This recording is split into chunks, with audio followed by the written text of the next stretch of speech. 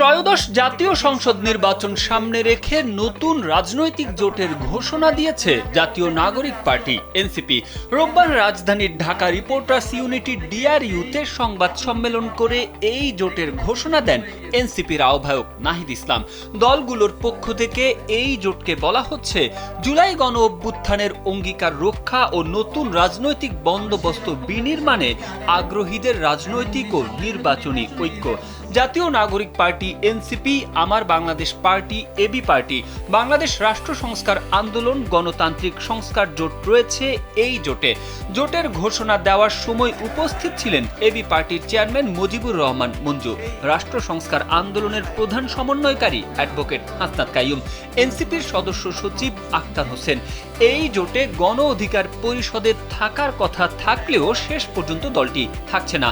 জোটের ঘোষণা দিয়ে নাহিদ ইসলাম বলেন, ২৪-এর পরে গেল ১.৫ বছরে আমাদের অনেক জায়গায় হতাশা রয়েছে। ঐকমত্য কমিশনে প্রত্যক্ষ এবং পরোক্ষভাবে নানা শক্তি নানাভাবে সংস্কারের বিরোধিতা করেছে এবং বাধাগ্রস্ত করার চেষ্টা করেছে।